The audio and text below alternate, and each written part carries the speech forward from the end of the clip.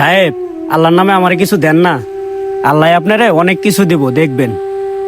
আল্লাহ তোমাকে দিচ্ছে না কেন? আল্লাহর কাছ থেকে নিয়ে তুমি আমাকে দিচ্ছ, আল্লাহ তোমাকে দিচ্ছে না কেন? কি হয়েছে আল্লাহর মাঝে আর তোমার মাঝে? তুমি আল্লাহ তাআলার কাছ থেকে নিয়ে সবাইরই দিতে পারছো, কিন্তু তুমি নিতে পারতাছো না। কি এমন ভুল হয়েছে তোমার? যাও মাফ করো। আল্লাহ তোমাকে দিচ্ছে না কেন?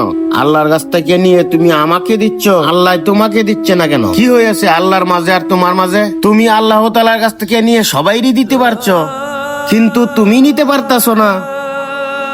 এখন আমি বুঝতে পারতাছি আসলে আমার কার কাছে চাওয়ার প্রয়োজন ছিল।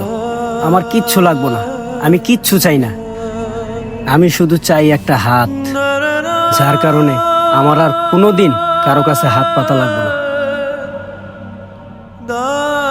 ভাইয়া শুনেন, আপনি তো প্রায় প্রায় আমার কাছে টাকা চাইতেন, কিন্তু আমি তো আপনাকে ওইভাবে সাহায্য করতে পারি নাই।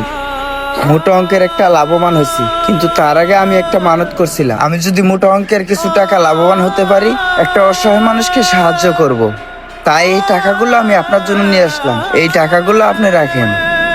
কিছুক্ষণ আগেও আমি মানুষের কাছে টাকা চাইতাম, এখন আর চাই না। কিন্তু এখন আমি বুঝতে পারছি পুরা দুনিয়ার ভিতরে আমার কার কাছে চাওয়া উচিত। এখন আমি ভিক্ষা করা ছাইরা দিছি। আপনার কথাগুলো আমার অনেক ভালো লাগছে।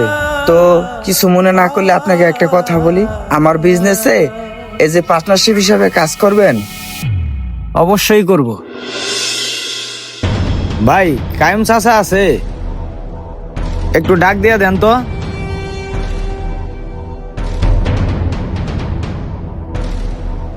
আসসালামু আলাইকুম চাচা।